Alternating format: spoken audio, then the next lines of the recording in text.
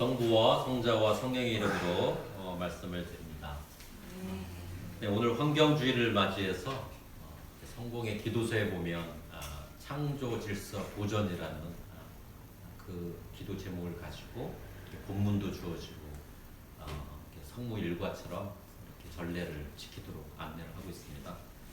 그래서 오늘 이렇게 그 1독서, 2독서, 그다음에 우리 복음 말씀도 그런 기도서 안내에 따라서 이렇게 배치를 했죠. 대부분 환경주일에는 창조주 하느님께서 이 세상을 어떻게 창조하셨을까 뭐 이런 내용을 먼저 이렇게 소개하는 것을 생각하기 쉬운데 우리 성공의 기도서에서 이렇게 선택한 성경 말씀들은 그런 우리의 기본적인 생각을 좀 뛰어넘습니다. 오히려 인간들의 삶의 태도를 바꿔야 한다는 그 메시지를 아주 집중적으로 담고 있죠. 우선 오늘의 구약 말씀을 보면 이런 거죠. 욥이라는 사람 되게 의로운 사람이었다고 성경 기록하고 있어요. 그러니까 이제 잘못을 이제 잘 안 하고 살아가는 사람인 거죠. 근데 그에게 이제 굉장히 큰 고초가 닥치는 거잖아요.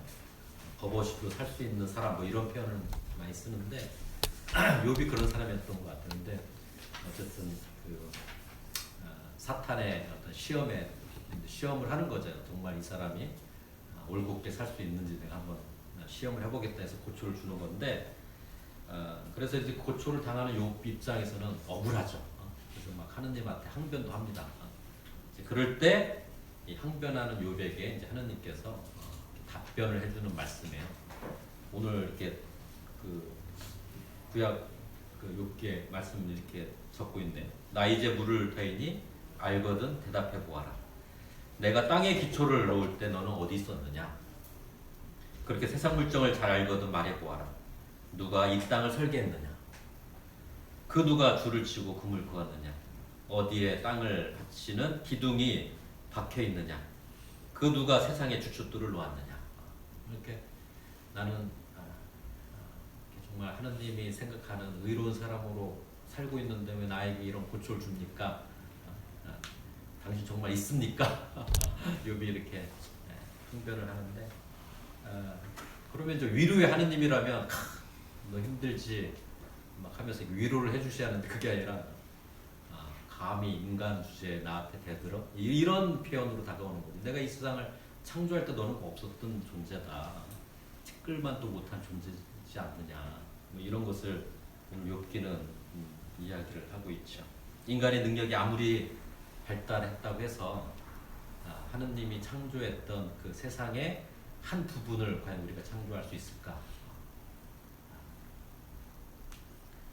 인간은 하느님께 대들 수 없다. 이런 걸 굉장히 단호하게 이렇게 하느님께서 말씀을 하죠. 또 오늘 복음 말씀은 또 어떠합니까? 인간의 탐욕에 대해 언급을 하고 있죠. 또 이렇게 적고 있습니다. 어떤 탐욕에도 빠져들지 않도록 조심하여라. 사람이 제 아무리 부유하다 하더라도 그의 재산이 생명을 보장해 주지는 못한다. 그러면서 이제 예화를 하나 드시죠. 부자에 대한 자기 밭에서 소출이 막 늘어나니까 어떻게 합니까? 기존에 있는 창고를 헐고 그 소출을 다 가둬둘 큰 창고를 짓겠다고 그러잖아요. 그런 부자에게 주님은 또 어떻게 얘기를 하느냐? 이 어리석은 자야, 바로 오늘 밤 내 영혼이 너에게서 떠나가리라. 죽으면 무슨 소용이 있겠느냐? 이런 말씀을 또 하시는 거죠. 오늘 환경주의를 맞이해서 우리에게 주어진 이 성경 말씀들은 다시 한번 우리와 하느님의 관계, 또 이 세상, 하느님이 창조하신 이 세상에서 우리가 어떻게 살아가야 하는지를 이제 안내해주는 말씀이죠. 창세기 1장을 보면 하느님께서 이 세상을 창조한 내용들이 나오고 또 인간을 만든 내용이 나옵니다. 1장 26절을 보면 하느님이 왜 인간을 만들었는지가 아주 분명하게 기록되어 있죠. 누가 혹시 성경 갖고 계신 분 중에 창세기 1장 찾기 쉬우니까 1장 26절 한번 찾아서 크게 한번 읽어봐 주세요.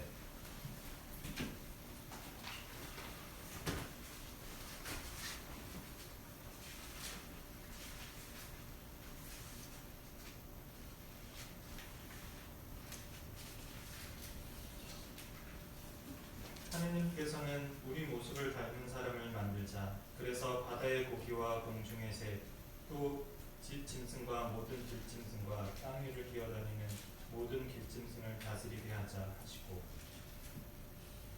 당신의 모습대로 사람을 지어내셨다.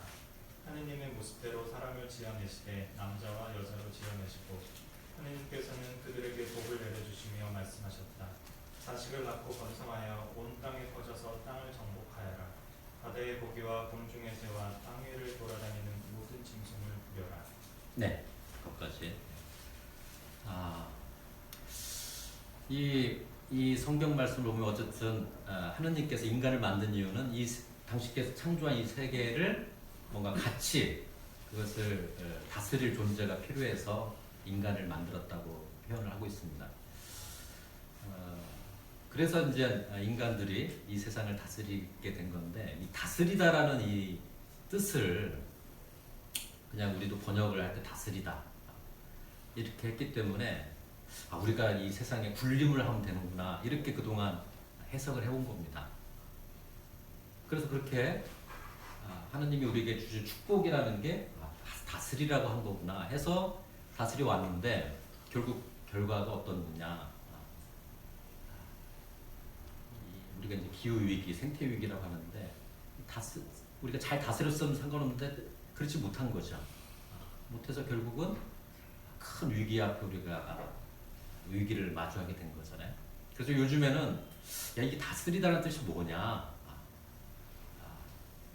왕이 신하를 다스리다 이런 의미로서의 다스리는 의미냐라는 것을 반성을 하기 시작을 합니다. 그러면서 이 다스리다라는 뜻은 마치 계급이 나눠져서 높은 계급이 낮은 계급의 존재를 다스리고 소비하는 그런 개념이 아니다. 그러면서 새롭게 이 다스리다라는 의미를 정의를 하죠. 어떻게 정의하냐면 돌보다라는 의미로 다스림을 우리는 받아들여야 한다. 원래 예수님은 다스리다라는 그 뜻을 조금 더 나가서 섬겨라 이렇게까지 나가지만, 돌보라는 의미로 다스리다라는 것을 우리 받아들일 때 비로소 우리가 창조된 의미가 살아난다. 이런 걸 이제 오랜 시간, 더군다나 이 환경 위기, 기후 위기, 지구 위기, 생태 위기에 앞서서 이제 인간들이 고백을 하기를 시작을 하는 겁니다. 다스리라는 뜻이 그게 아니구나. 소비하라는 뜻이 아니라 돌보라는 뜻이구나. 이렇게 받아들이게 되는 거죠. 인간이 이 세상을 존재하는 이유는 이 세상을 돌보기 위해서였다는 것을 다시금 우리가 깨닫게 돼 가고 있습니다. 그러나 이러한 존재 이유에 합당한 삶을 살지 못하고 그 역할을 제대로 수행하지 못하다 보니 오늘날 우리는 어떻게 돼요? 기후 위기라는 큰 재앙을 목도하게 되었던 것이죠. 어떻게 살아가는 것이 이 세상을 돌보며 살아가는 것일까? 오늘 복음 말씀은 그 단초를 우리에게 보여주십니다. 어떻게 살아가는 게 돌보며 살아가는 거냐? 오늘 이 시간 부자가 되지 말자, 부자가 되지 말자 이렇게 복음 말씀을 우리에게 제시한다고 생각합니다.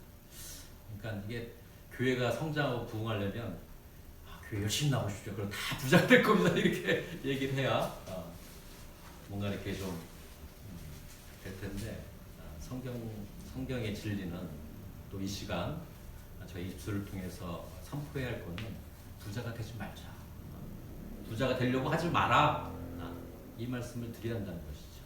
그래야 돌보는 삶을 살 수 있다는 것을 오늘 복음 말씀은 우리에게 던져줬다고 고백을 합니다.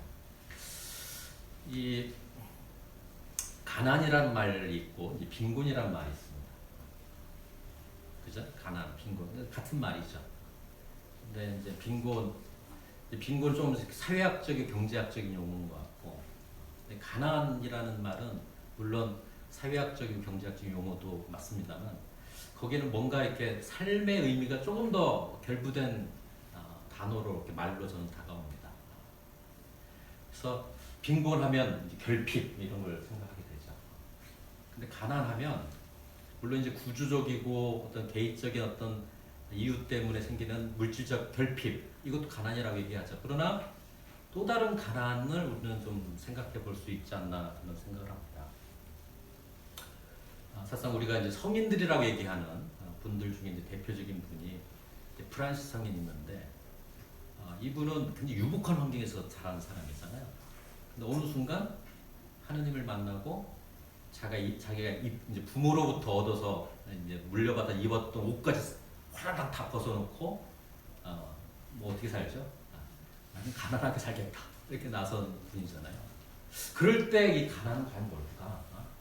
그냥 물질적 결핍이라는 그런 뜻으로만 가난을 해석할 수 있을까? 그렇지 않은 것 같아요. 그걸 이제 우리 교회에서는 신앙적이고 영성적인 의미를 붙여서 표현하는데, 그래서 그걸 조금 고결하게 표현한 게 자발적 가난, 뭐 이렇게 표현하죠. 자발적 가난. 저도 이게 성공에 알게 된 게 나눔의 집을 통해서 알게 됐어요. 나눔의 집을 통해서. 늘 나눔의 집 활동하면서 끊임없이 제가 가지고 있었던 화두는 자발적 가난이라는 게 뭐냐, 자발적 가난을 내가 살아간다는 게 뭐냐, 이거였어요.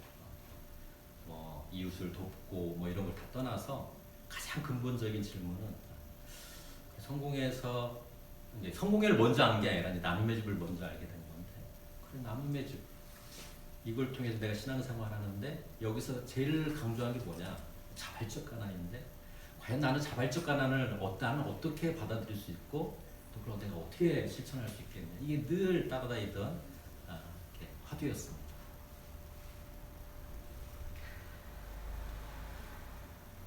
자발적 가난 좀 어떻게 들려요? 자발적 가난.